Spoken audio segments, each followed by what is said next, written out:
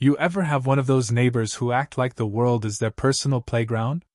Like property lines are just polite suggestions and everyone else's business is automatically theirs too? Well, let me introduce you to Karen. And no, this isn't just your everyday Karen. This is an HOA board Karen. The kind that carries a clipboard like it's a scepter, struts around the neighborhood like she's royalty, and thinks the universe revolves around her perfectly manicured front lawn. She's the type who will measure your grass with a ruler, leave notes about your trash bins, and call emergency meetings about garden gnomes. But nothing, and I mean nothing, prepared me for the day she decided my backyard was the perfect venue for her spa party. Yeah, you heard that right. My backyard. Not her friend's place, not the clubhouse the HOA paid for, not even a rented space. Mine. Without a single word to me. Just decided one morning that my private garden, behind my locked gate, was her personal sanctuary. And what makes this story even sweeter? She didn't know about my little hobby, the one thing that makes this garden mine in more ways than she could ever imagine. I breed skunks. Legal, licensed, and loved by folks who need natural pest control. But I don't exactly put that on a welcome sign. It's a quiet operation, well contained, no issues. Unless you piss me off. Now I can already hear you asking, how does something like that ever happen? How does someone get the idea they can just take over your space like that? Well, when you've got someone like Karen in your life, you stop asking why and start expecting the unexpected. She's been a thorn in my side since the day I moved in. Always sniffing around, always looking for something to complain about. Once, she tried to report me for a suspicious odor, but the HOA couldn't prove anything, and I had all my paperwork. Another time, she demanded I repaint my fence because it clashed with the neighborhood aesthetic. She thrives on power trips, and being on the HOA board only made her worse. But this spa party? This took the cake. I woke up one Saturday, just looking to enjoy a slow morning, maybe check on the skunks, maybe read a bit. I made my coffee, stepped out onto the porch, and there it was. A full-blown spa setup. Tents. Lounge chairs. Towels. Tables with fruit water and essential oils. Music playing softly like we're in some overpriced retreat in the hills. And there, in the middle of it all, in her yoga pants and oversized sunglasses, barking orders like a drill sergeant, was Karen. At first, I thought maybe she was in the wrong yard. Maybe she was lost, confused, temporarily insane. But no. This was deliberate. She saw me, waved, and shouted something about how lovely the space was, how perfect the light hit the garden in the morning, and how grateful she was to have found such a peaceful spot for her event. I stood there, dumbfounded, coffee halfway to my lips, wondering if I was still asleep. I walked down, leaned over the fence, and said, "Karen, what are you doing?" She didn't miss a beat. "Oh, don't worry, we'll be out by 3. The HOA says shared green spaces can be used for community wellness activities." I blinked. "This isn't shared. This is my backyard." She laughed, that kind of dismissive, condescending laugh that makes your blood boil. "You've got so much space. It's selfish to keep it all to yourself. We all deserve to enjoy it, don't we?" I could feel the heat rising in my face, but I didn't let it show. No point. Karen doesn't respond to logic. She responds to control. And she thought she had it. Thought she could steamroll me like she had with so many others. But I wasn't going to yell. I wasn't going to threaten. I had something better. Something black and white, with stripes, claws, and a certain scent. I smiled. "All right, Karen. Enjoy your party." Because while she was soaking in her stolen paradise, sipping cucumber water, and listening to those ridiculous singing bulls, she didn't know that just beyond the shed, just out of sight, was a family of skunks who didn't take kindly to strangers. Skunks who, if disturbed, would do exactly what nature intended them to do. And I wasn't about to stop them. So, I let her have her moment. Let her bask in the glow of her entitlement. Because some lessons aren't taught with words. Some lessons come with a smell that you'll never forget. "All right, let me take you back and tell you how we got here," because you need the full story to really understand the sweet justice of it all. I've been living in this neighborhood for 5 years now. When I first moved in, I thought I'd found the perfect little pocket of suburbia: quiet streets, neat lawns, friendly enough neighbors, and of course, the all-powerful HOA. At first, I didn't think much of it. I mean, how bad could an HOA really be? Some guidelines, a few fees, maybe the occasional newsletter reminding people to mow their lawns. I could deal with that. What I didn't count on was people like Karen, who treat the HOA like it's their personal kingdom and everyone else is just a lowly subject meant to obey. Karen introduced herself within a week of me moving in. She showed up on my doorstep with a forced smile, a binder full of HOA rules, and about 100 unsolicited tips on how to fit in with the community. I smiled, nodded, and figured she'd get bored and move on. But Karen? She doesn't get bored. She gets invested. She made it her mission to monitor my every move, how high my grass grew, what color I painted my door, even what days I took my trash out. At first, I tried to play nice, but it didn't take long to see she wasn't going to stop. Now, while all this is going on, I've got my own little side business brewing. See, I'm not the gardening type, not really. But I do have a bit of land out back, and a few years ago, I found a niche market that's weird but profitable. I'd breed skunks for natural pest control. It's legal, it's clean, and believe it or not, there's good money in it. Skunks are like nature's little exterminators, and farmers love using them to keep rodents away. I've got all the permits, the enclosures, everything locked down tight. And no one even knows, because I don't talk about it. I'm not stupid. People hear skunks and they lose their minds, even though mine are about as chill as skunks can be. Unless they're scared, they don't spray. And I make sure they've got a peaceful, quiet space. Except peace and quiet aren't really Karen's thing.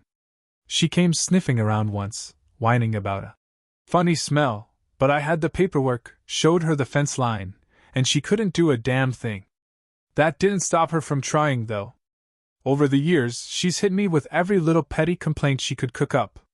My garden gnomes were tacky. My wind chimes were too loud.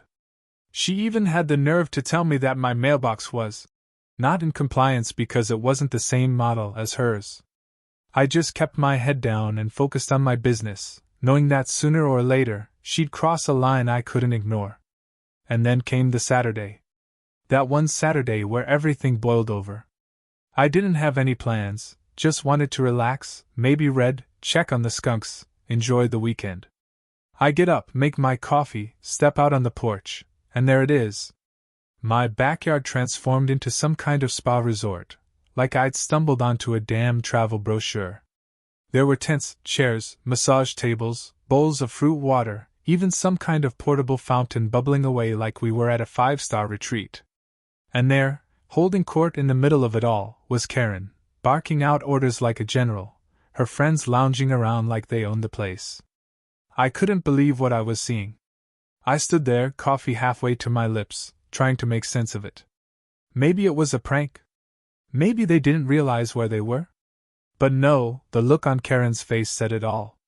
She knew exactly where she was. And she didn't care.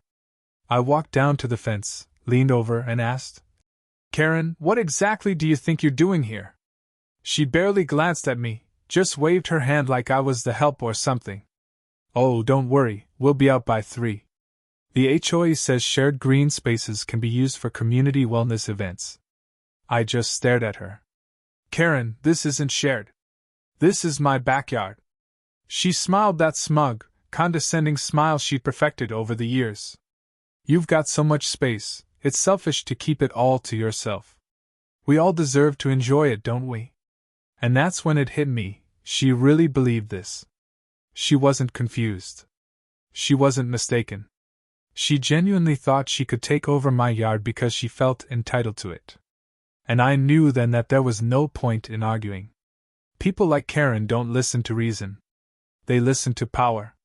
They listen to consequences. So I nodded, smiled right back at her, and said, "All right, Karen. Enjoy your party." Because while she was sipping her herbal tea, soaking in her essential oils, and preaching about balance and harmony, she had no idea what was about to happen. She didn't know about my skunks. Didn't know that just a few feet away, behind a well-secured gate, was a small, very curious group of animals that didn't take kindly to loud noises and strangers invading their territory. And she definitely didn't know that I had every intention of letting nature take its course. I walked back around, checked on the skunks, and sure enough, they were restless. The noise, the vibrations, the strange scents, all of it had them on edge. I opened up their little roaming pen, the one I use when I clean out the cages, and let a few of them out for some fresh air. I didn't have to do anything else. The rest would take care of itself. And let me tell you, it didn't take long. One of Karen's friends spotted them first, let out a scream that could have shattered glass, and all hell broke loose.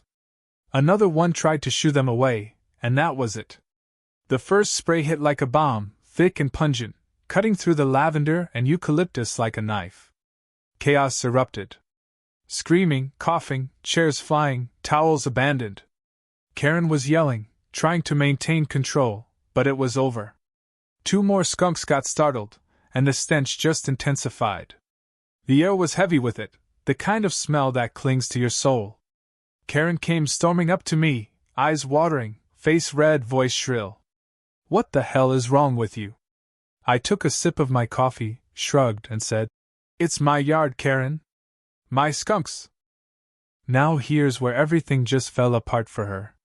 You know that moment when someone's arrogance finally catches up to them, and they realize they've messed with the wrong person? That's exactly where Karen was headed, and I was more than happy to watch her take the trip. As soon as the first skunk let loose, it was like a switch flipped. The sweet, calm, Spot A vibes evaporated in an instant, replaced by sheer, unfiltered panic. One of her friends, a woman in a ridiculous floppy hat, screamed so loud I thought she might pass out right there. She stumbled backward, tripped over a yoga mat, and landed flat on her back, gasping for air like the skunk had personally attacked her.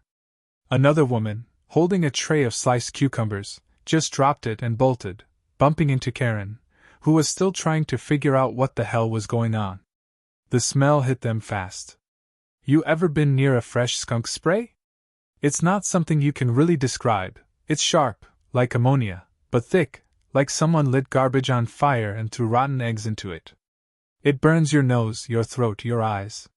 You can't escape it. And once it's on you, good luck. Karen froze for a second, trying to process the chaos around her. She spun around, eyes wide, and spotted the source. 3 of my skunks, waddling along the edge of the spa setup, tails twitching, curious as ever. They weren't aggressive, just exploring, but the moment one of Karen's guests shrieked and tried to toss a towel at them, it was game over. Another blast. Then another. The air turned into a thick fog of pure, weaponized stench. Now you might think I'd run down and try to stop it, right? Maybe grab the skunks, calm everyone down, be the bigger person? Nah. I stood right there on my porch, coffee in hand, watching it all unfold like it was the best damn show I'd seen in years. Karen was yelling, her voice cracking as she barked orders at her friends, trying to herd them toward the gate. But nobody was listening. They were too busy gagging, tripping over chairs, scrambling to grab their purses, their shoes, anything they could carry. One woman lost a sandal and just left it behind, limping barefoot across the lawn as she sobbed uncontrollably.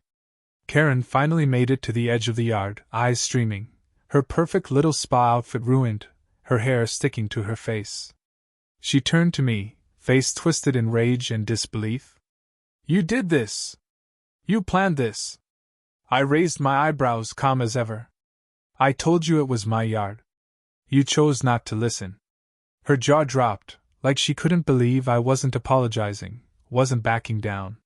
She pointed a shaky finger at me. "I'm calling the HOA. This is a health hazard. You'll pay for this." I shrugged. "Call them. I'd love to show them the footage of you trespassing." She opened her mouth to say something else, but then another wave of that god-awful smell hit her, and she just gagged, covering her face and stumbling away. Now let me give you the real beauty of the situation. This wasn't some wild, reckless thing I did on a whim. I knew Karen. I knew her habits, her arrogance, her belief that she could do whatever she wanted and get away with it. So yeah, I had cameras. Not because I was expecting something like this, but because when you've got skunks, you keep an eye on things. The moment she set foot in my yard that morning, it was all caught on tape, her hauling in tables, setting up chairs, directing her little entourage like she was building a spa empire. After she and her friends fled, leaving behind a mess that stank to high heaven, I calmly walked around, got my skunks back into their enclosure, and aired out the yard as best I could. It wasn't pleasant, but I dealt with worse. For me, it was just another day. For Karen? It was the end of her little reign of terror. Of course, she didn't just slink away quietly. No, she filed her complaint with the HOA first thing Monday morning. Claimed I had dangerous animals, that I'd released them intentionally to attack her. Said I created an unsafe environment, that I should be fined, evicted, whatever. She was throwing everything she had, desperate to make it my fault. The HOA called me in, all serious, like they were about to drop the hammer. I didn't say much. Just handed over the footage, the permits, and a detailed timeline of what happened. They watched, silent, as Karen's little stunt played out on screen. There she was, unlocking my gate, bringing in her supplies, laughing, waving off anyone who asked if she had permission. There was no denying it. She trespassed, violated half a dozen HOA rules, and endangered animals that were legally protected under my care. By the time the meeting ended, the mood had shifted completely. Karen wasn't the victim anymore, she was the perpetrator. The HOA fined her for trespassing, for unauthorized use of private property, and for hosting an event without notice or approval. Her friends, the ones who hadn't already cut ties with her, started demanding she pay for their ruined clothes, their spa equipment, their therapy sessions, or whatever. She was humiliated, exposed, and completely out of power. And the best part? She resigned. Couldn't handle the heat, or maybe just couldn't face the neighborhood knowing she'd been taken down by her own arrogance. She avoids me now, crosses the street if she sees me, won't even look my way. And me? I've never enjoyed my backyard more. The skunks are fine, the yard's peaceful, and Karen's nowhere in sight. There's a kind of justice in the world, you know? Sometimes, you don't need to fight or argue or even raise your voice. Sometimes, you just need to let the skunks do what they do best. After the chaos of that Saturday, you'd think things might settle down quietly, but no, Karen wasn't about to let herself go out like that. She had too much pride, too much of that twisted belief that she was in the right, that she could bend reality to fit her narrative. So she did what she always does, she went straight to the HOA with her complaints, loud and dramatic, claiming I had set her up, that I had unleashed wild animals on her poor, unsuspecting wellness group. She painted a picture of horror, of being attacked, of fearing for her life in her own neighborhood. It would have been funny if it wasn't so damn pathetic. The HOA, being what they are, had to take it seriously. They sent me a formal notice, summoning me for a meeting to discuss potential violations and safety concerns. I didn't sweat it. I gathered my paperwork, printed out the footage from my security cameras, and showed up early, calm and ready. Karen was already there, of course, sitting at the head of the room like she was still in charge, even though by then most of the board was sick of her antics. She launched into her speech the second I walked in, waving around some poor woman's dry-cleaning bill like it was evidence of war crimes. He endangered us all, she said, voice trembling for effect. Those animals are dangerous. He deliberately let them out knowing we were there. I didn't say a word. Just waited. Let her dig her own grave. When they finally turned to me, I passed over the documents, the legal permits for my skunks, the boundary maps clearly showing my yard as private property, and the cherry on top, the video. They watched in silence as Karen and her little crew marched into my yard, set up their tents and tables, laughed, drank, posed for selfies like they owned the place. No hesitation, no permission. Just bold, blatant trespassing. And then came the moment of truth, the screams, the scramble, the unmistakable panic when nature took its course. It was all there, undeniable. The board shifted uncomfortably. One of them, a guy named Don who'd always been a stickler for rules, leaned forward. Karen, did you have permission to use his property? She opened her mouth, but nothing came out. She knew. Everyone in that room knew. The fines came down fast. Trespassing, unauthorized use of private property, holding an event without board approval. It was almost funny how quickly they turned on her. The queen bee, dethroned in a single meeting. Her friends? They weren't much better. Some had already started backing away, not wanting to be dragged down with her. Others were demanding she cover their expenses, dry cleaning, ruined equipment, the works. It wasn't my problem. I walked out of that meeting free and clear. No fines, no violations. Just a pat on the back from Don and a warning to keep the skunks secure, which I'd always done anyway. Karen didn't say a word. Just sat there, red-faced and silent, her world crumbling around her. In the weeks that followed, things changed. The neighborhood felt lighter, quieter. Karen resigned from the HOA board, something about focusing on her health or whatever excuse she could come up with. Truth was, she couldn't face people anymore. Couldn't stand the looks, the whispers. She stayed inside more, stopped her little patrols, stopped leaving notes on doors and measuring people's lawns. As for me, I installed a taller fence, not because I needed it, but because I could. I put up a nice little sign, too, private property and no trespassing, with a picture of a skunk underneath. Just in case anyone else got any bright ideas. The skunks went back to their usual routine, calm and content. They'd done their part. Nature's little enforcers. And I kept to my own, enjoying the peace that finally settled over my garden. No more surprise spa parties, no more uninvited guests. Every now and then, I catch sight of Karen, quick and nervous, darting from her car to her house like a fugitive. She doesn't look my way, doesn't say a word. And I don't need her to.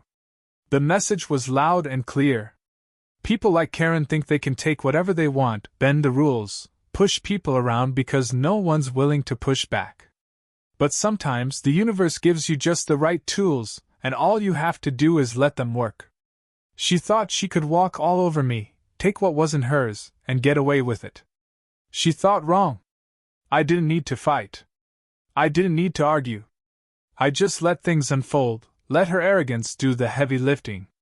And in the end, all it took was a few skunks and a whole lot of nerve to remind her, and everyone else, that you don't mess with someone's home. Not without consequences. Now when I sit on my porch with my coffee I smile. The yard's quiet, the skunks are happy, and Karen? She's a ghost of the tyrant she used to be. And if anyone ever asks me about that day, I just tell them, mess with me, and you might just get sprayed.